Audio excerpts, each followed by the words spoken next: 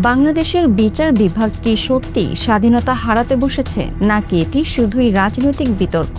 নতুন এই আইন নিয়ে তৈরি হয়েছে তীব্র আলোড়ন, আর সেই আলোড়ন গিয়ে পৌঁছেছে সরাসরি রাষ্ট্রপতির দরজায়।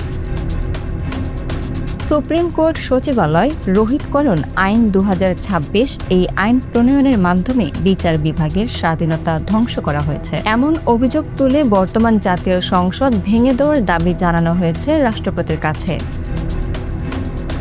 গত ২৬শে এপ্রিল সুপ্রিম কোর্টের আইনজীবী মোহাম্মদ মাহমুদুল হাসান মামুন রাষ্ট্রপতির কাছে লিখিত আবেদন জমা দেন। আবেদনে তিনি বলেন, রাষ্ট্রের মৌলিক কাঠামোর ৩টি স্তম্ভ যথাক্রমে আইন বিভাগ, শাসন বিভাগ এবং বিচার বিভাগ, কিন্তু নতুন এই আইন সেই ভারসাম্যকে ভেঙে দিয়েছে। আইনজীবীর দাবি, সুপ্রিম কোর্ট সচিবালয় হল বিচার বিভাগের হৃৎপিণ্ড, আর এই হৃৎপিণ্ড সরিয়ে দিলে বিচার বিভাগ কার্যত অচল হয়ে পড়বে। আগে বিচার বিভাগের প্রশাসনিক কাজ ছিল স্বাধীন কাঠামোর মধ্যে, এখন অভিযোগ অনুযায়ী তা চলে যাচ্ছে আইন, সংসদ ও বিচার মন্ত্রণালয়ের নিয়ন্ত্রণে।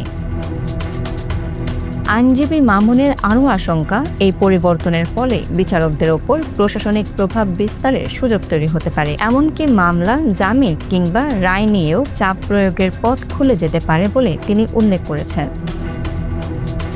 তুলনা টেনে তিনি বলেন, ইসরায়েলের মতো দেশেও বিচার বিভাগের স্বাধীনতা অক্ষুণ্ণ রয়েছে, যেখানে প্রধানমন্ত্রী পর্যন্ত বিচারিক প্রক্রিয়ার মুখোমুখি হচ্ছেন। কিন্তু বাংলাদেশে এই নতুন আইন একটি খারাপ নজির তৈরি করেছে বলেও দাবি তার।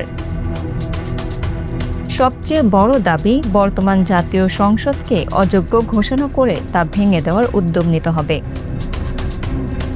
তবে এই অভিযোগের বিষয়ে সরকার বা সংশ্লিষ্ট কর্তৃপক্ষের পক্ষ থেকে এখনও কোনো আনুষ্ঠানিক প্রতিক্রিয়া পাওয়া যায়নি। গত ৯ এপ্রিল চলতি অধিবেশনে সুপ্রিম কোর্ট সচিবালয় রোহিতকরণ বিল ২০২৬ পাশ হয়। এর মধ্যে ২০২৫ সালে প্রতিষ্ঠিত স্বাধীন সুপ্রিম কোর্ট সচিবালয় ব্যবস্থা বাতিল করা হয়েছে। এই আইন পাশের ফলে বিচার বিভাগীয় প্রশাসনিক নিয়ন্ত্রণ পুনরায় নির্বাহী বিভাগ বা আইন মন্ত্রণালয়ের অধীনে ফিরে যায়। আইনটি পাশের পর এটি সংবিধানের সাথে সাংঘর্ষিক দাবি করে হাইকোর্টে রিট দায়ের করা হয়েছে।